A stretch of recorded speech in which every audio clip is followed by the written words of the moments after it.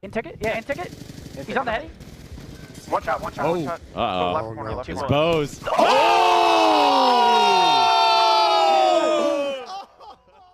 And we are back again after a jam-packed weekend of exciting games being played all the way across the globe. Welcome back to Today in Esports, your main source for all that is happening across the world when it comes to esports. Back again, as always, my name is Andy. Joined with me is Chris. How was your weekend, man? It was great. There's a lot of action going on and a lot of fun side tournaments as well that I'm just learning about. Got to see a little bit play out some, Call of Duty that I even played back in my day before, getting into the League of Legends. So cool to see all those happening. Yeah, and speaking of that, you saw in the intro clip a little bit of BO2 on Terminal was being played, but we had so much more being played throughout the entirety of this past week. Shout out OpTic, of course. They do love their throwback tournaments, and they do have a housing full of different content creators as well as pro players, as we know their Halo team, which we'll talk about later, and as well as their COD team, which we have talked about in the past. Tons of different competitors across the entire globe. So what they did through this past week is they got all of their legends plus all of their current pros to play in a tournament across the entirety of the days. Here are how it's all listed. T2P going up against each other in a WBO4, Shotzzy versus Dashy, Shotzzy versus Formal in Halo 3, and then we got the Black Ops 2, Crimsix versus Karma, the old heads, and then it all culminated into this past Friday for the Legacy match of the current COD pros going up against the Legacy team. So starting off here for Advanced Warfare, all of the old maps as well. Chris, did you play any of this back in the day? I did play a little bit back in the day. I can't remember any of it, and I do, except I do remember getting owned in it, pretty much like some of these clips we're going to see here.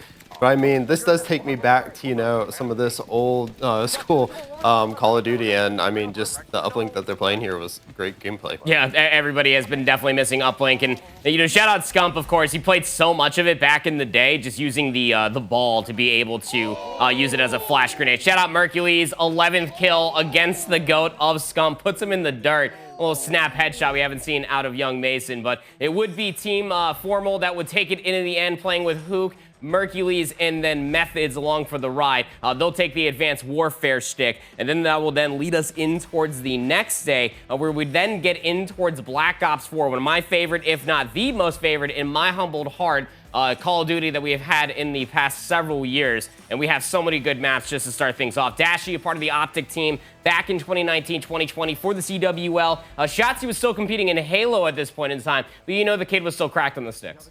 Yeah, and I mean, this is one I haven't played, but I did enjoy watching. I have seen quite a bit of it. This does take me back to watching the esports for Black Ops 4, and this was a great throwback. I mean, the shots being here are just, absolutely insane. It's good to see them playing on this, and then Karma getting that double snipe that we'll see a little bit later, but really good gameplay, even throwing back to this older game. Yeah, frequency control was something I was screaming for from the heavens when it came down to BO6. Can't believe we ended up getting it. A sniper in the hand here for Karma. He was sniping everybody back in the day on this game. A little bit wide there for the third, but you know that DB5 is going to try to take this chow, maybe try to get the quick snipe. He will be denied it, but still good enough for Dashy. He drafted the GOAT, DB5, Mercules, and Methods again there for the 5v5 tournament win. And then we got into a very interesting one. This was a lot of buzz across the entirety of the timeline. We got the Legacy week, but this time for Halo 3, it would be the current Pro Halo Infinite team for OpTic going up against a hodgepodge group of individuals on the opposite side. But you do have Shotzzy and you do have Hook. They are former Halo pros, world champion Shotzzy as well. And then Maniac, an absolute nut when it comes down to controller games as well. A massive capture the flag swing would actually have this ending. 4 captures, 4 Shotzzy in towards overtime. They kept it competitive against the Halo Infinite pros. Yeah, and you would definitely think if you're coming in with Infinite pros, but I mean, just a throwback to 3, as you said, there are some former players on that old head squad, there from Shotzzy Hook, and they're hitting the shots here. That's exactly what they need. I mean, that's how I'd be looking if I got hit with that also. I love how Bound immediately just turns over and he's just like, who was it? Who was it? Who'd you just world star? Yeah, that was insane stuff. APG and Maniac on the opposite side just to round out the team of Shotzzy just being an absolute freak. Watch this. Just understanding all the skill jumps back in the day. I don't even know if Ant actually played Halo 3 full-time, but you can tell that the kid definitely studied it. Sniper shot, sticky grenade, right back in towards the spawns, and they did all right as far as Narrows was concerned, but it would be the Halo Infinite team. Go figure, that would take it in the end. Still looking very, very good as far as Halo is concerned. But then it all came down into BO2, where we had some old heads making decisions on who they wanted on their team. Yeah, and this one, I saw Crimsex, Scump, Huki, and Dash all playing together. I mean, this lineup, you definitely think would want to come again, but again, Karma, Mercules, Shotzi, Bose, all on the same team. Also, Mercules already having some great games on some of the Call of Duties that we saw earlier in Advanced Warfare, and I mean, Black Ops 4 as well coming into this one. I mean, but what maps were you really looking forward to on this? Yeah, all of them. This is highly regarded as far as the best map set of any competitive Call of Duty of all time. Watch this, Money Buzz. This was the entry clip.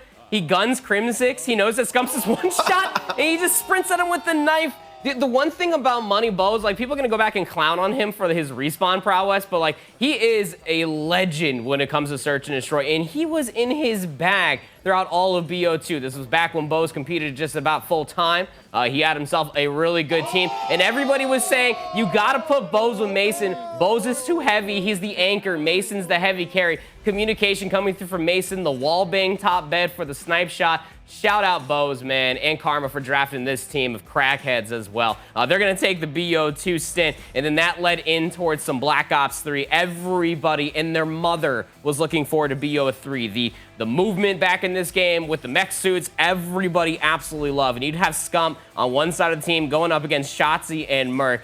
This is the old guard through and through going up against the new guard. New OpTic going up against the Legacy, and let's just put it this way.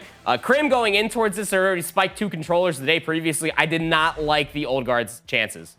No, and I mean, they would try to keep it competitive though, but you know, Shotzi coming out with this I was watching, and I was just so like, how does this happen? Look, he covers all the angles. They have no idea he's there. There goes, watch for the plant, gets up right next to him.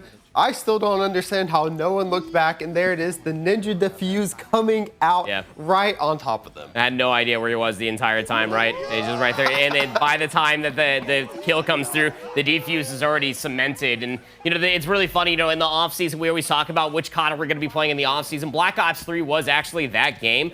This was one of 2 maps that the old guard was able to collect for themselves. A very clutch moment down here. 2 for 2 pinstripe kill feed. Mace getting caught up into the corner, just trying to keep things locked. Tempest is going to get ripped. He stuns his teammate, and then it sets up Crim just for an easy push through. Him and Formal will wipe the rest of the team, and then they're going to be able to anchor down P3 for the inevitable map win, 250 to 249. Again, like I was saying, they ended up losing the series nonetheless, but a nice chirping moment coming through there with Mesa the Tempest shooting his teammate into the back of the head. But it would be the EWC champs, your BO6 champs, Mercules, Shotzi, Dashy, and Hook, OpTic, or OpTic Texas. I don't even know what we're calling them anymore. They will end up being the OpTic Legacy champions, just putting the absolute old heads in the dirt. But I will say this much, a lot of people were highly anticipated it, because let's be honest, like Mercules, his stats throughout the entirety of the tournament were freaking nuts. Every single tournament that he played in, he actually won. The only tournament he didn't play in was the Halo 3 tournament, and you got to think that if he was on that team, he probably would have won. But some other key takeaways, Scump definitely still got it. He could probably come back and play if he definitely wanted to, but man, what a fun week of Call of Duty and Halo. Controller Esports are back, baby. Oh yeah, definitely a lot of fun. Cool to see them bringing it back, and of course the Young Guns versus the Old Heads in the final match, of course, going to the Young Guns. Talk about some Young Guns though, we had some running some of the new Counter-Strike Blast Bounty played out, and once again, Donk is doing Donk things. Yeah, he sure is. Yeah, Blast Bounty, if you were unfamiliar, Season 2 was just taking off across over towards the pond. And, well, over there, it sounds exactly what it is. If you have Blast Bounties over top of yourself, you win more matches. The higher the dollar is for your namesake to then get taken down, and then that prize pool can then be gobbled up by the enemy team. Really cool thing that Blast was able to put together for their entire team. But as Chris was talking about, Spirit coming away from the previous IEM as champions had the target on their back. They absolutely dismantled Mouse 3-0 in that grand final, and we're definitely poised to do well as far as this finals is concerned. And wouldn't you know it, their opening round matchup here in quarterfinals sucks to be VP, especially when Shiro is hitting nice little quick snaps like that out here in Overpass. One of the latest maps to the addition here, Chris. And again, Spirit with a new map, Intel, look very good on it. They did, and I mean, they went, and once again, they would have to face off against Mal's, and they, you know, sometimes faltered in previously earlier in the season, but now it doesn't matter. The Spirit era is upon us. Now, I don't think it's a question mark anymore. I think it is cemented in here, and then off into the grand finals, facing off against the Mongols. Many would have thought it should have been Vitality. We'll talk about that later, but Mongols coming out big, actually taking Spirit to probably some of their hardest maps that we saw in the Blast Bounty. But again, they were just completely dominated, though. When they got going, they are going now full speed ahead. And, you know, 13-11 on Nuke. We're looking at the Mirage here where it did go into the overtime, but once it did, it was all Spirit. Yeah, Donk, as far as a rifleman is concerned, is definitely making the stake for being the absolute GOAT. I mean, in his very young career, I think it's somewhere like he's played like 20 tournaments in an 18-month career, and he's got like 10 MVPs, which is just absolutely nuts. There's the final moment on Ancient. A 3-0 here as far as Blast Season 2 is concerned. New kid Sway getting absolute daps up from the coach. Chopper as well.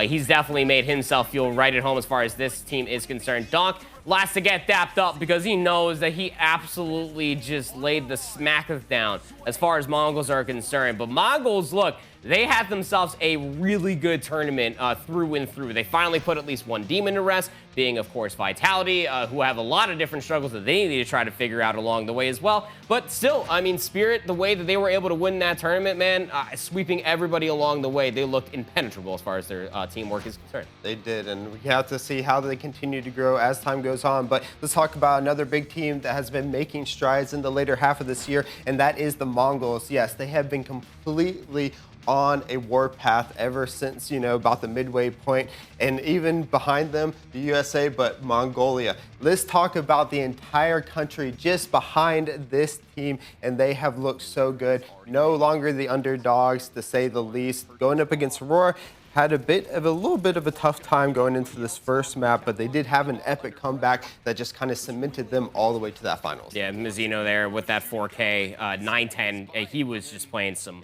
legendary Counter-Strike this event. It's been a long time coming that this entire team was able to piece it together. Here's that moment versus Vitality, being able to find the flank around the back. He's more than just an AWP. Nice timing there from 9-10, all the way through the middle of the map, push through arches of all places, just to come up back behind enemy lines. Last little read right there to be able to take down Mezzi, and 9-10 smile on his face. Again, this team was absolutely humming. This clip in particular was nuts. This one made me feel like Vitality were just lost. Like they were just head bashing their way to try to take down 9-10, not covering the rest of that site. And all the crossfires allowed for 9-10 just to jiggle peek from that pillar to be able to take down Vitality where they previously stood. The Mongols throughout all of this versus Vitality were not the favorites. They never were. They haven't beaten them, let alone taken a single map off of them in quite some time. So for them to be able to beat them 2-0 the way that they did, nobody saw this unprecedented matter happening the way they did. Definitely not Apex. Definitely not. And as it said, 10 straight defeats against Vitality. And they finally break it. They would go to the grand finals versus Spirit. As we just saw, unfortunately, they would fall. But again, this is such a big step up for them. It's looking great. But as we talked about, Vitality once again denied the grand finals. We saw them in so many grand finals until these last two. They have just completely fallen off. Yeah, look, the Vitality dynasty, is this where it comes to an end, or is this just their low spot as they're trying to figure things out? You go ahead and let us know, because we got a couple of different things to talk about as far as this team is concerned. Battering of the Bees, I suppose. They definitely had a lot of their brighter moments, but the Hive, ever since putting that big old stake in the middle of their jerseys, have not looked the exact same. Not saying it's correlated, but something doesn't feel right in this camp. From winning all of those tournaments in a row, from being the absolute legends that they are, to go up against Mongols is, again, it should have been a very easy route into the grand finals for their Retribution versus Spirit, but it just wasn't. No, it wasn't. And you would think, especially after, you know, they go into the matches that we saw against Liquid, and they have to sit there and they have to go over into overtime. They finally beat them. They go into Mongols. They don't even get to overtime. They lose into the regulation play against this team, a team that they had beaten so many times before. They were just not looking on form right now. As you said, they look lost, and they just can't really seem to find their way back in. and up, misses it, gets killed there. Zywoo, you're expecting him to hit that shot. Yeah, he's going to be thinking about that one for a while for Zywoo to be able to force that round 23. Here's the frustrating moment coming through from Vitality, again, losing to the Mongols. Nobody beats them in 11 time, apparently, especially if you're dressed like a bumblebee there as far as Blast is concerned. So, yeah, Vitality, they got a lot of things that they have to try to rectify and try to figure out in the upcoming weeks because, or I'm sorry, not even in the upcoming weeks, in the upcoming days because again, flying straight from Blast, getting top 4 the way that they did back-to-back, top 6, excuse me, top 4, and then going straight into EWC. We'll be able to see what they are going to be keeping in store for us. But hey, speaking of EWC, we also had that happening as far as Esports Boulevard and over in Riyadh is concerned. We had PUBG Mobile. Their finals actually concluded last week. But as far as this week is concerned, we put the phones down and we picked our mouse and keyboards up. Some controllers. And for the overall rankings, as far as PUBG Battlegrounds is concerned, again, it felt like that it was truly anybody's game to almost give away or lose. They had a lot of good clutch moments in 1v1s all the way through Twisted Minds' Game 5 win, giving them the lead ultimately for their celebration. You can tell that the passion was absolutely pouring out of these guys. Yeah, and especially big wins, especially when it was so close, kind of leading up into those finals until maybe a little bit in the later, they were finally able to get that hectic game. In this last game, they had 2 people go down early, and ultimately they had their final 2 members clutch it up to get that chicken dinner at the end to become your EWC PUBG champions. Look how much it means to them there. And holding up that trophy game to cement their key in it, does not get crushed. Not only chicken dinners, but golden keys as well. Big moment for Twisted Mind as far as an organization is concerned. Again, Saudi Arabian-owned Twisted Minds being able to finally get a gold medal in towards their closet to be able to inch their way towards the topper echelon as far as the club championships are concerned. But as you were talking about, Chris,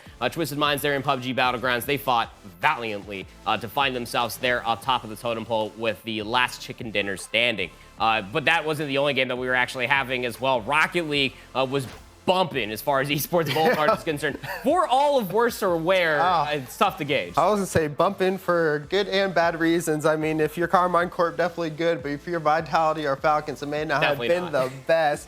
But let's go ahead and take a look at some of the plays that we got to see over this past weekend, especially for Carmine Corp. Definitely looked very good coming into this as a very strong contender. Ball, Exotic has it under his spell. TRK nips in there. 4 more seconds to another overtime. Vitality's second Game 7 overtime in a row. If this hits the floor, which it probably will, but no, it's going to be killers. It's going to be a chance. It's going to be an own goal. For better or worse, yeah, you truly do be the decider as far as that one is concerned. Tough scenes as far as Vitality is concerned, and even more for Falcons as the tournament was continuing on, Chris. Rocket League is a fun esport, but sometimes it makes it feel like poopy-doo. Yeah, it does. But if you're going to go out, you might as well go out on your own terms there. So we'll see that happen. But who went out on their own terms was definitely Carmine Corp in all the best ways. Taking a look at the bracket here, again, as we just saw, Falcons taking that win over Vitality on that own goal. But let's take a look at Carmine Corp defeating those teams to get to the grand finals versus GK here. And, well, they had a great time doing it. Look at them already up 3-1 in these grand finals as the ball is coming down, up 1 point. JK have to keep it up, but there touches the ground. Game ends. Carmine Corp would be the winners for Rocket League, often an amazing performance. Yeah, absolutely.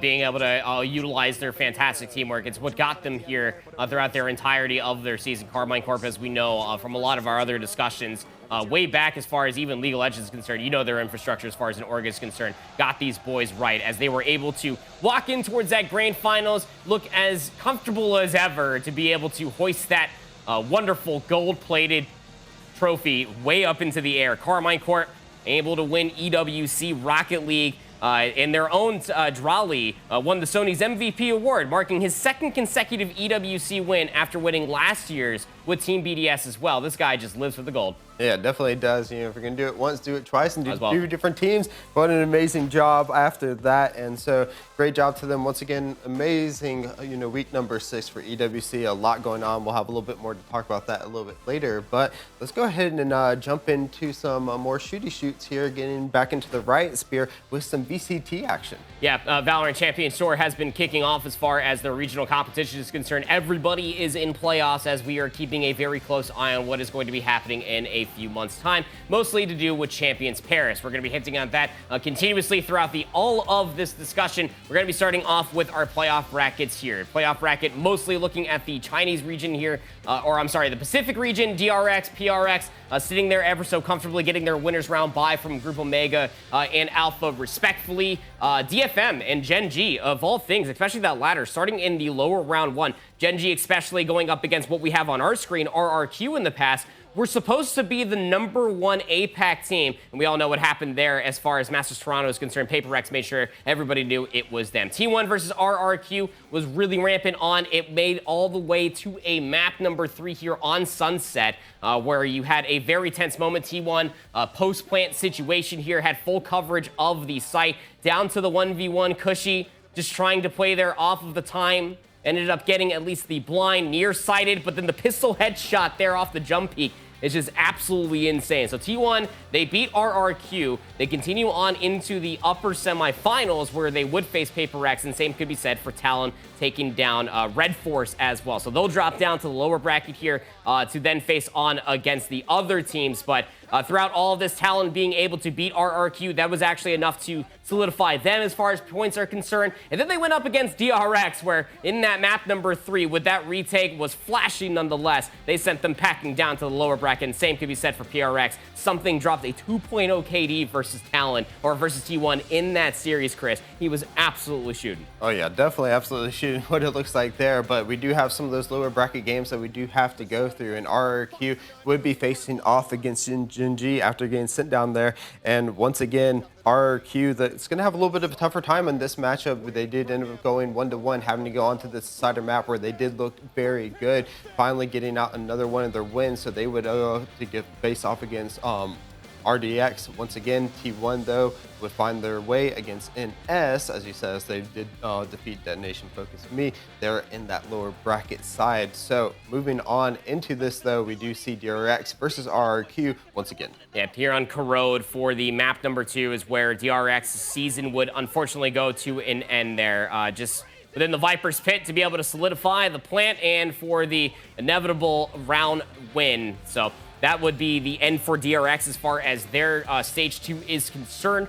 They would end up losing there to RRQ, which would solidify them to be at Champions Paris as well. T1 knocking Red Force down a peg would then set up the lower semifinals, but this one definitely had it all. Lots of overtime here on Haven throughout all of this execution. A 1v2. Never really want to see anybody in the situation, but did have at least the paranoia to clear there by Paint. But Zephyro going to be there for the elimination. He'll take that series. And then up here, as far as the winners finals are concerned, PaperX, again, just really showcasing ever since that Masters Toronto one, how good they are. Again, this team almost got completely milliwatt by a Team Liquid that wasn't even fully there. But ever since that series, they have not lost except what happened at EWC. That was the series, excuse me, just got to recorrect myself, that something did drop a 2.0. He went 42-24 with 6 assists. He was winning a lot of 1v1s. And you get that kid on bind, he's going to be in his absolute bag. But now we got to shift our focus over for some EMEA. Carmine Corp back on the screen.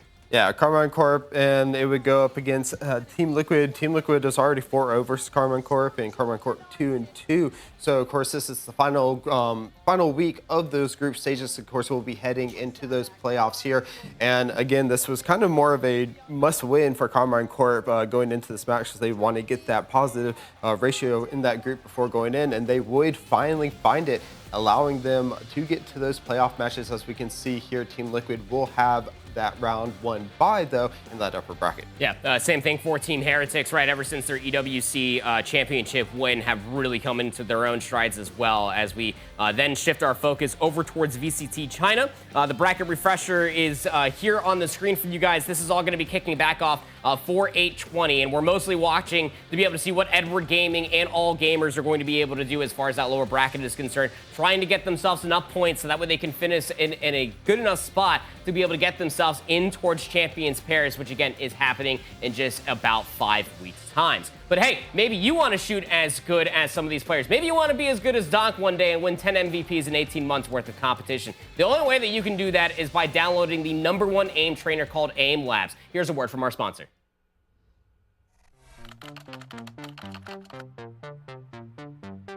Games are about competition, a way to test our skill and prove we are better.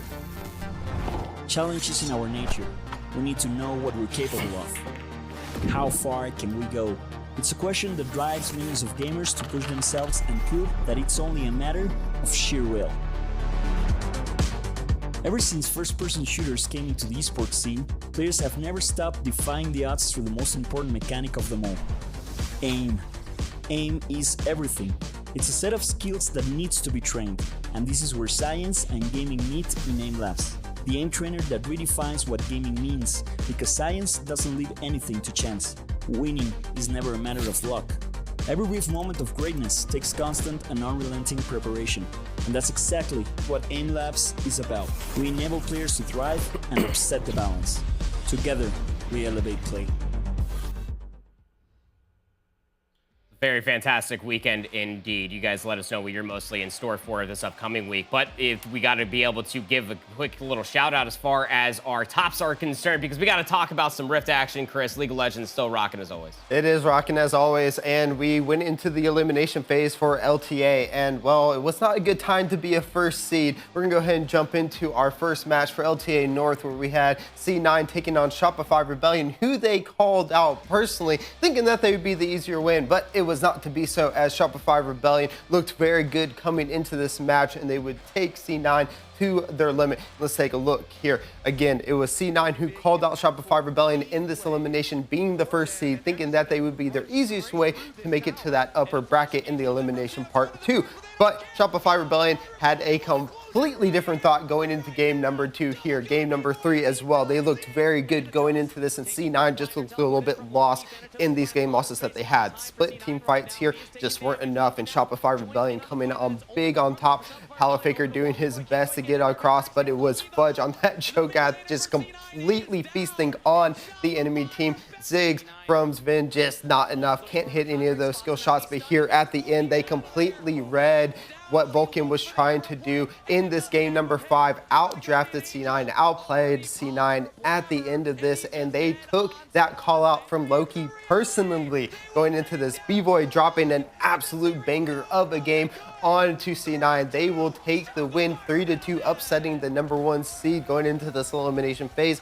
C9, this allows them to make it to that upper bracket for the elimination phase part 2. And then as you can see, I also saw FlyQuest take down Team Liquid in a 3-game series. A lot of fun. We'll talk about that later this week, possibly on our queued up for League of Legends, so we'll take a look at that a little bit later. But let's jump into LTA South, where another #1 seed ended up feeling some pain. And yes, that was Red Candids versus Pain Gaming. Red Candids the week previously 2-0'd Pain Gaming fairly easily, so ended up calling them out as who they want to play going into this elimination phase part 1. But this time, Pain would bring the pain, and Red was seeing red, as Red Candidates just did not seem to be able to find a way into this series. Game 1 was all Pain. Red was able to find a way back in game number 2, but games 3 and 4 were just completely dominant from Pain. They were showing us why they were one of the #1 seeds going into this, and how they ended up beating Furia, who was the international representative for LTA Seoul, going into MSI as well as EWC. So great job from them, coming in a big bounce back from that week number 4 into week number 5. Pain will be sitting pretty in that upper bracket winners after this win on against Red Candids, and Red Candids will be shot down to that lower, having to see who they'll play after we see week number 6 later on this week, and who they'll end up playing. And look, they're just so hyped getting this, because they were definitely really upset after that loss to Red Candidates last week, and then after getting called out, we can see how happy their fans are with this revenge arc win in the elimination phase part 1. But as I was talking about earlier, Furia would end up losing to Vivo Keystar, so now we have to wait for those week 6 matches that we see in the lower bracket to see who will have Furia and Red Candidates play in the weeks to come for the elimination phase part 2. But let's jump over across the pond as LEC. We finally get to see more G2. They set out week number 1 because yes, they did come back from international duty. So LEC and Europe decided to give them a little bit of rest, but now they're jumping back into it, and they would face a hot FNC who was 3-0 in this Group B. But G2 came back, and they were like, well, yes, we know you have a young new star in Poby in that mid lane, but Caps was showing them who is boss in Europe right now as G2 came out on fire versus this hot FNC, knocking them down just a peg and making sure that they can't get their undefeated run in this Group B stage right now. And again, G2 just looks so good coming in this. They have been building up since their loss at MSI. They came into EWC looking very good, came back to Europe and have just been completely dominating this Group B. First with their win against BDS, and then now, with their first win in Group B. They'll end up playing BDS later on this week, as well as they do have a game today, or at the time of this recording. G2 Caps on that gallery looked really good. Han Sama completely dominating everybody on the Kaisa and on the Ezreal. This G2 team looked like they will be taking that #1 seed in Group number B. It's a great job for them on coming back. They still have 2 more matches left to play. Fnatic, though, that was their last match, so they will in Group B 3-1, looking possibly to take that second spot if G2 can have their undefeated run this week as well as into their last one on next week. So great job to them. Can't wait to see what they do with the remaining of the group phase. We'll have more League of Legends to discuss just in a few moments' time, as we got to start talking a little bit more over what happened for the Esports World Cup. If you're aware, we did have the EVO Las Vegas NA Championships 2025 conclude just last week, and if you're a Tekken 8 player, that means you had to pack your bags and get back across the lake to go over towards Saudi Arabia on the Esports Boulevard to compete at the Esports World Cup, and that tournament was absolutely fierce. Again, the week previous to that, they had their play-ins going in towards the group stage. This was all after, or just before EVO, excuse me, and then they had to go back and forth, and just for them to been able to find themselves in a situation to be able to compete for a championship. 4 groups, a double elimination of each one of the other, and nobody was safe, not even if you are the world's #1. No, and we'll go pop it off there. Ulsan against Arslan Ash, of all people, thinking he would be coming into this hot after that EVO showing, but Ulsan it was like, guess what? I'm going to run out of time a little bit here. Bam! Throws you into it with the KO.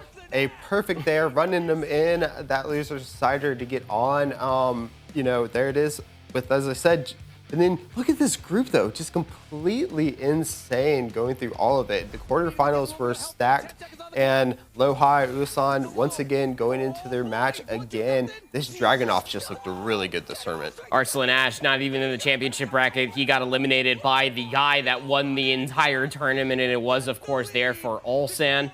Being able to find his way through a lot of the different parts of the competition. And it was no easy bracket, I will say this much.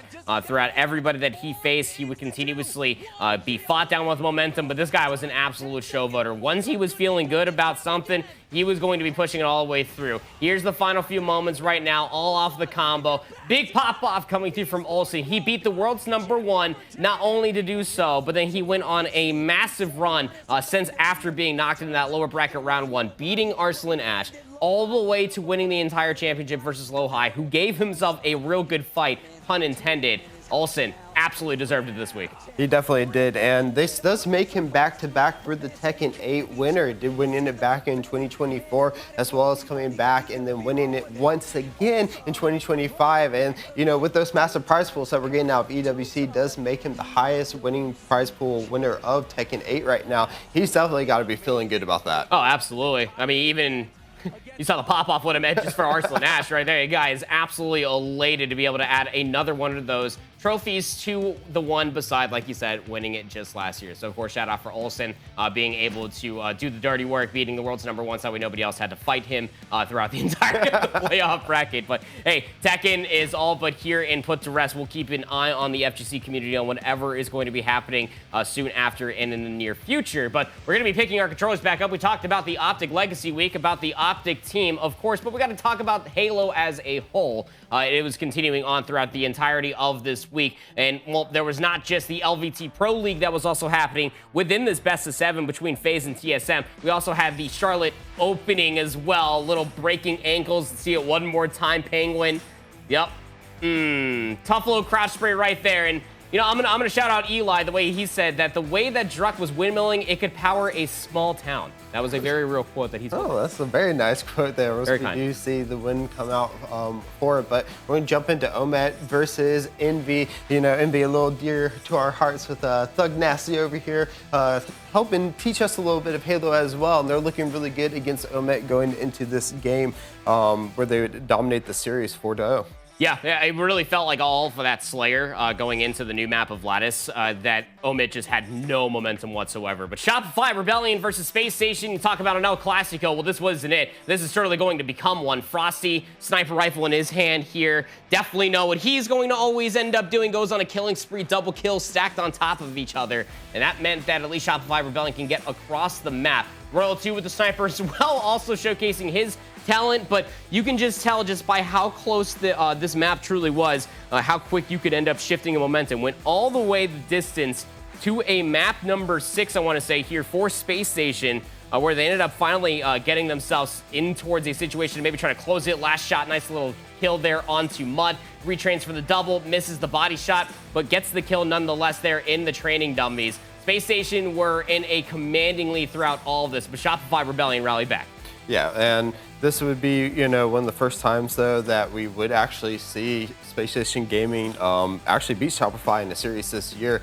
A really big one, as you said, they did end up coming back, but it was set up for this game number 7, Origin Slayer. Once again, these two teams battling back and forth, but there would be Space Station Gaming taking that win and finally taking this series off of Shopify. Yep, and as it currently does stand here, if you are the bottom team, you can see the separation right there. You will not qualify for the Las Vegas LAN. That's happening in quite some time. So Omid, you've only won 2 maps, so I think you're pretty much already relegated there. TSM very far behind as well. But we also had the championship, the Halo Open Series number 8, Charlotte qualifier number 1, as some were already calling it. OpTic Gaming versus 007, of course, playing with a stand-in, given that they were playing with a last-minute fill, so couldn't represent the Shopify Rebellion.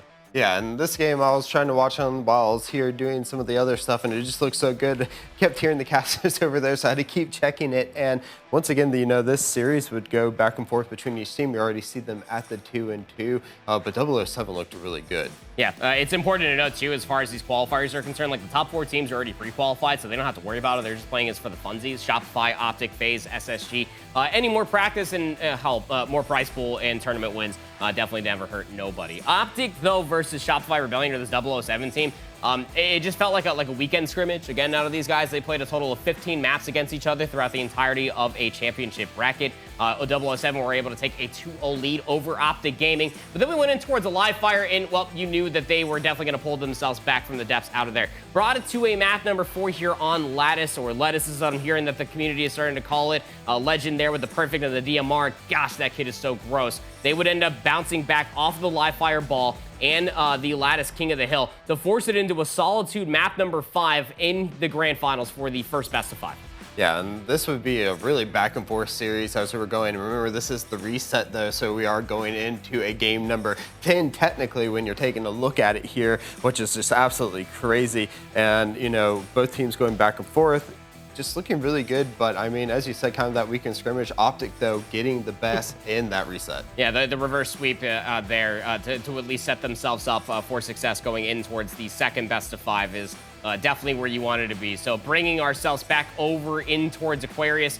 We know that Formo loves himself a good crossfire. Didn't work there as far as the Slayer is concerned. 007 able to get their lick back there on the Aquarius, which sets up the Forbidden Flag, which OpTic were able to win. Again, capture the flag, a very good game mode for them.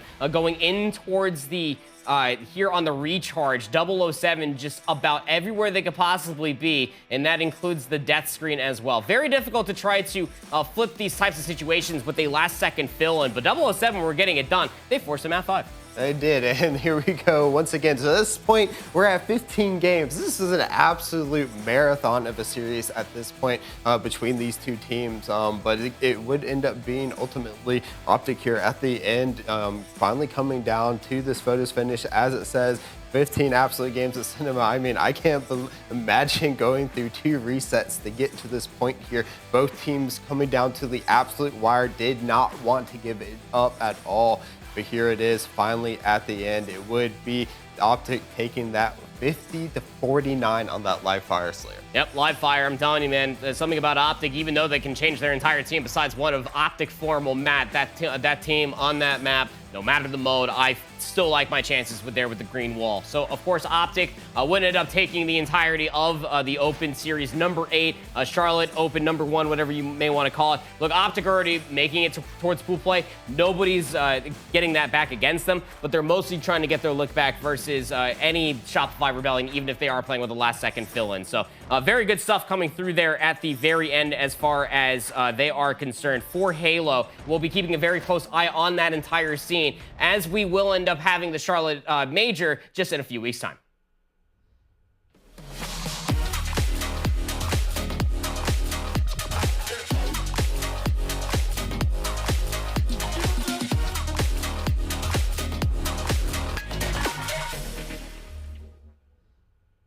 Well, let's pick up that mouse and keyboard and head back over to the Rift, but this time we're heading over onto the East, where we do have the Asian League still going strong, and, well, we have some amazing feats being conquered once again by Faker. We have his 700th win in the LCK. This is crazy. This guy has been playing for so long, but it would be against KT Rolster, who they would end up getting that 700th win. But let's take a look how their week went. Besides that, they would end up playing HLE in another one of these banger matches. And, well, we've been hearing words going around that T1 is a circus right now. Well, HLE has been doing their best, but cannot find a win against T1 at the moment.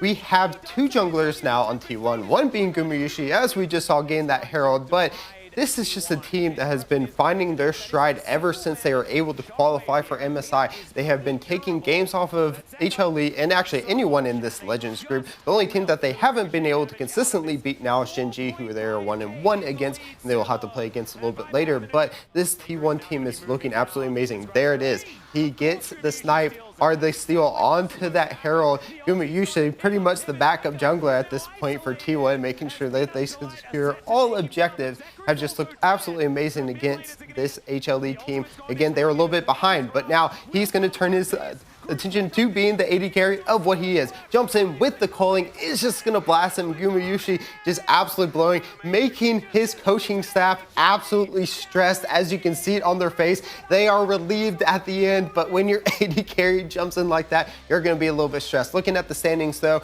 with that win, they do tie up in the win-loss column, but right now they are still -1 point behind HLE, meaning HLE is still keeping that second place, but it'll be dependent on how the rest of the games go between weeks 14 and 15 to see if they can possibly take that second place standing going into those next couple of games. But the LPL has been going strong and has been going on for a long time.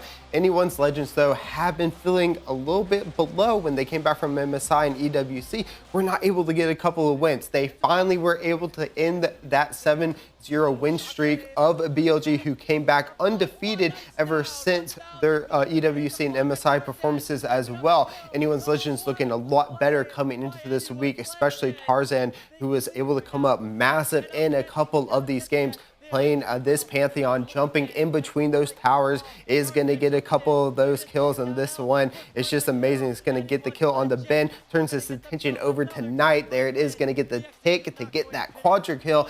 And this team, this is what they've been missing. They've been missing that aggressive Tarzan that they have seen through the entirety of Split 2 and into EWC as well as MSI. Finally, they are seeing that cohesive team fight that we have loved from this team. They are able to pick up these wins, but this game number 3 was a massive banger, going 50+ minutes for Anyone's Legends. After they had 2 Nexus towers fall, were able to finally get the win off of some team fights into the Elder Dragon. Hope was a massive hope for those Anyone Legends fans, as he had an amazing game on that Misfortune again. Anyone's Legend, as you can see on the screen, before this series 3 and 4, and we're actually in the bottom half of that standings for their group. And with this win, they were able to get enough points. They moved into that 4th place spot, which gives them an automatic bid into those playoffs. So the Ascend group, you want to be in that top 4. Don't want to be in that bot 4, because if you are, you will have to fight against some of that Team Nirvana to make it into playoffs right now. But they still have a lot of games left to go. So we'll have to see how the LPL plays out in the remaining of their weeks for split number 3 heading into those playoffs. But let's take a look at LCP, as we had some great games going off for them. Vikings Esports actually taking advantage of going into that group where they went into the group breaker phase, were able to actually pick up this win versus PSG, who were in that contenders group as well. And being in the top group allows you to get automatically into playoffs. So in this midweek break, they were having to see those bottom 2 teams of the contenders group as well as the top 2 teams of the breakout group face off against each other to see if they would swap. PSG ultimately would fall. Now they have to move into that breakout group, and for them, they'll have to start fighting for the playoff spot. Again, we have a great job off of Vikings Esports, taking them down in a 2-0 victory against PSG, who, as you can see, is that number 4 seed when they would fall. But in their first match in that contenders group, now we have CFO going up against Vikings. Vikings, unfortunately, despite their best efforts going into this match in the game number 2, they would pick up this win. Ultimately, it would fall to the international representative of the LCP in CFO, who just looks so strong in the split 3, continuing their success from splits 1 and 2 and just looking like the team to beat in LCP. But if you're Vikings, you're going to take this 1 win in game number 2 and use it as momentum going in forward towards your match that they're going to have later versus Team Secret. As you can see, GAM also won theirs, so they will be moving on to face against CFO in their winners match going into these group stages. So we'll have to see how those play out as they move forward in towards the playoffs for the LCP as well.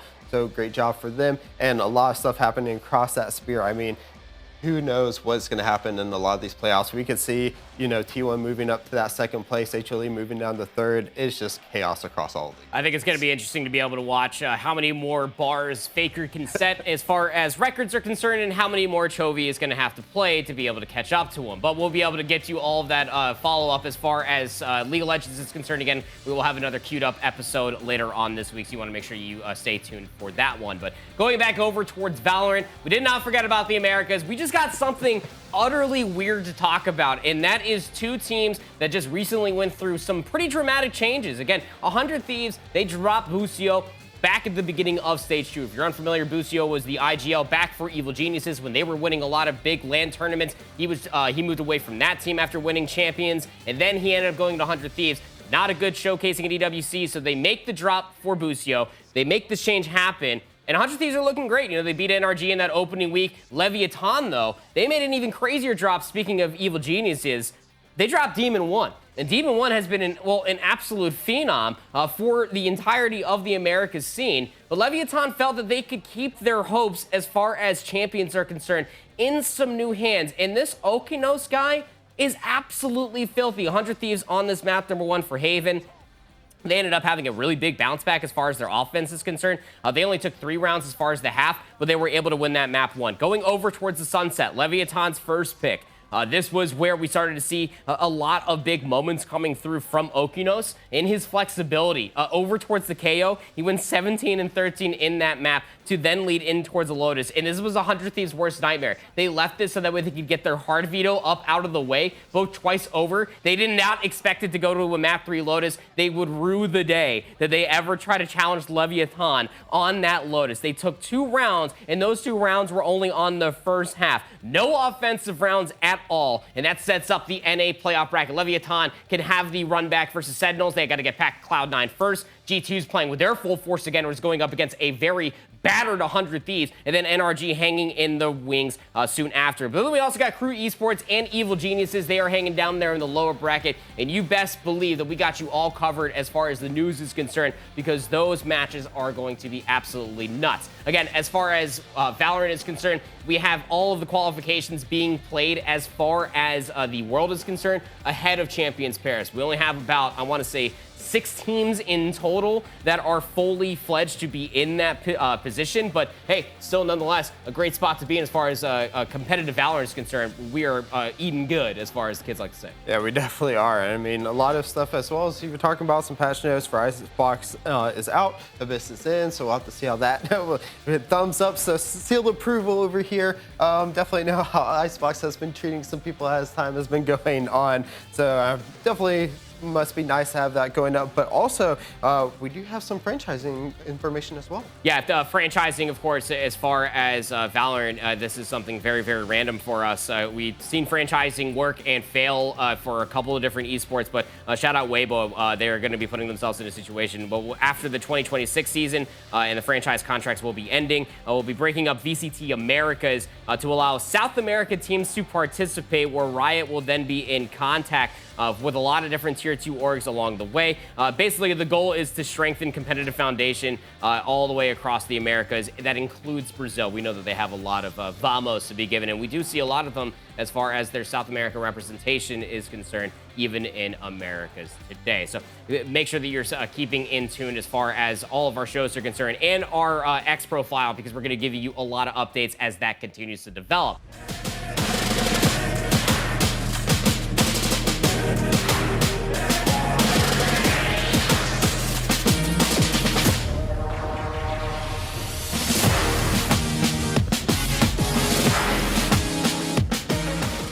And now we're going to be shifting our focus back over towards the Esports World Cup, back in Riyadh again, but this time for some teamfight tactics. Teamfight tactics, yes. We had set 15 kickoff, and we are headed over to the KO Coliseum.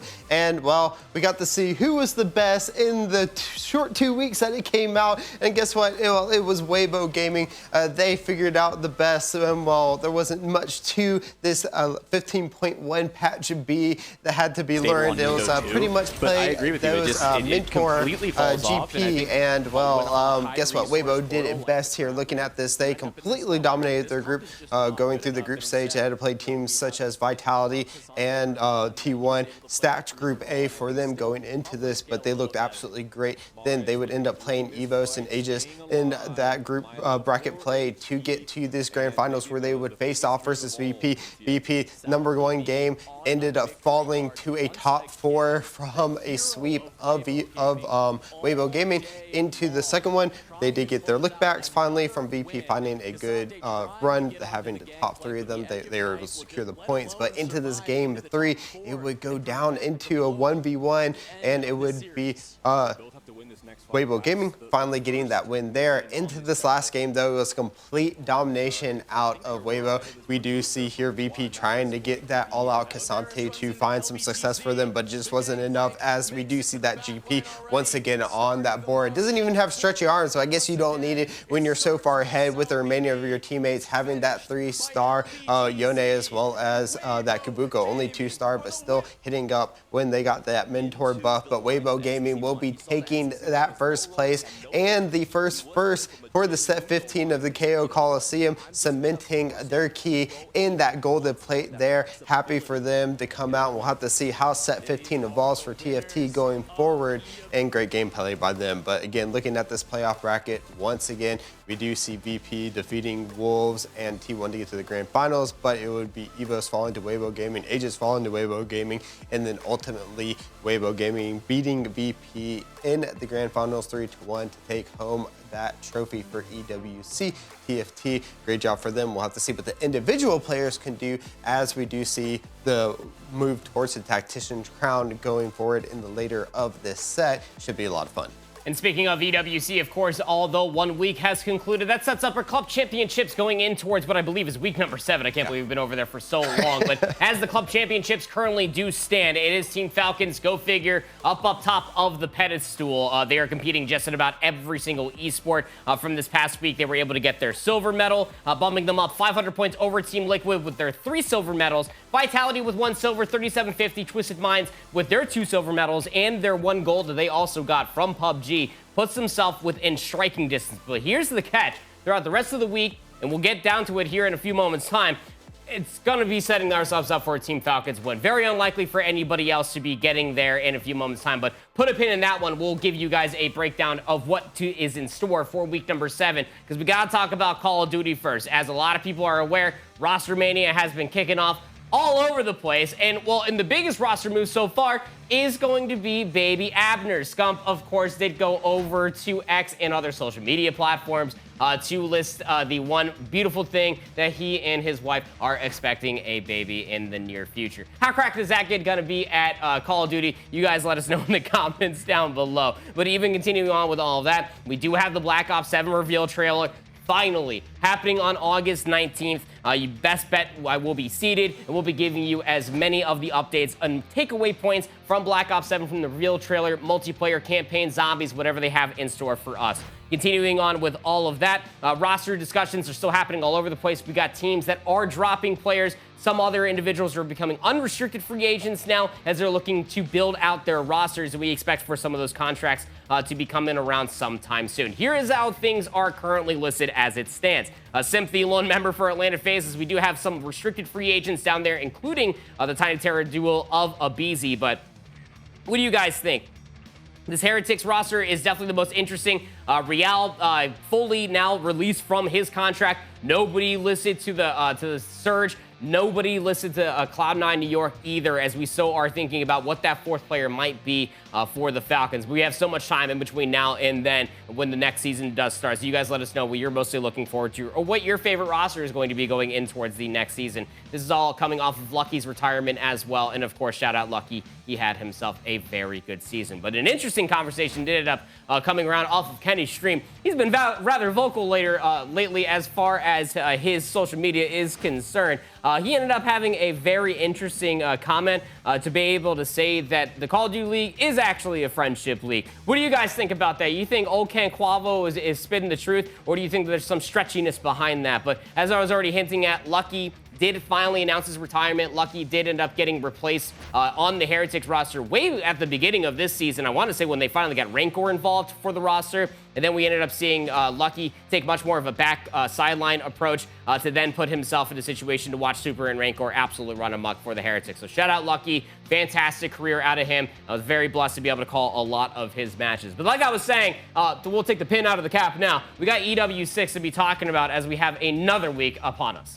Yeah, in week number 6 into week number 7, we've just had a ton of games going on. And I mean, again, we had TFT, PUBG previously in this week number 6, now going into week number 7. We're looking at some big heavy hitters such as Street Fighter. We're finally having those qualifiers we're going over last week into also Counter-Strike with a super hot Team Spirit as well. I mean, we have a lot going on. Yeah, we're going to be starting off the conversation there for Counter-Strike. And if you watch the Blast Bounty Season 2, you'll see there up at the top left, Vitality versus Liquid. We got it back, baby. And like I was saying during the Club Championship points, I think Team Liquid would be the only team to be able to upset Falcons, but they have to somehow get past Vitality first. And even though we saw at Blast, not the same team, they still did not beat the Yellow Jackets there of Team Vitality. But very interesting, man. I think that Falcons over on the other side of the bracket, they're also there in kind for, what is it, Spirit. Their next round would be Mouse if they win their opening round as well. And then they also got Spirit at the same time, back-to-back LAN champions. So you were already talking about, we got Counter-Strike, Street Fighter, Crossfire, last mobile game being standing there as well, and Street Fighter 6. All those competitions will be happening, but the Street Fighter bracket, this is where things get interesting. We talked about it, especially for Tekken. This is where things can get a little wily as far as the groups are concerned.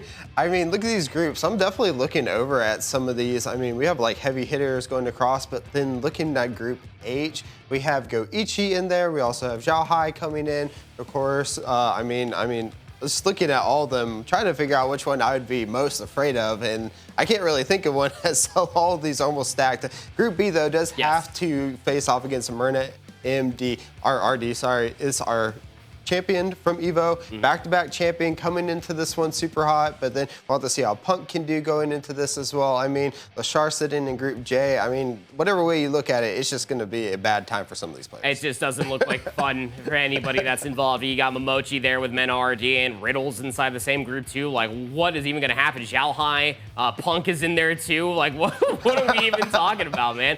This is going to be an absolute nutty tournament. I look forward to seeing what Nephew is going to be able to do as well. Again, Team Liquid are basically the only team that could probably uproot Falcons as far as club championships are concerned. So, Nephew, consider yourself, you got yourself a new uncle fan, and that guy's name is Proper. But as I was talking about, we do have Crossfire. Those groups are also going to be rocking and rolling throughout this upcoming week as well. Very fun mobile game if you're unfamiliar. What Crossfire does have to offer, very fast-paced shooty shoots with their phone in hand. And as far as the 4 groups are concerned, pretty standard stuff. You'll have the group stage happening and concluding there on Thursday the 21st for their single elimination tournament to conclude on the 22nd. Yeah, and definitely looking at those groups C and D are definitely going to have some of those heavy hitters, especially AGAL in that group D, probably coming up to look at about one of the favorites coming into this. But of course, it could be anyone. We'll definitely have to see if some of those, especially as you talked about, Team Liquid possibly want to see if they can get a, pretty big run coming out of this to get some of those points from that Group B. But of course, we do have Falcons sitting in Group C to try to get some of those club points as well for them to see how far they can go in Crossfire. They're in the same group as Bashia Esports, and that is one of your most recent Pro League Season 26 champions. So we're going to be watching that one very intently to see who is going to be making it in towards the championship run towards the end of the week. But what are you most excited for? Is it League of Legends? Is it this new TFT set so that way you can end up doing what Weibo was able to do there as far as EWC is concerned? You guys let us know in the comments down below. Make sure that you guys do subscribe for the Global Gaming Network channel on behalf of all involved, whether it's Queued Up, Today in Esports, Rapid Recap, or anything else in between. We'll see you in the next video.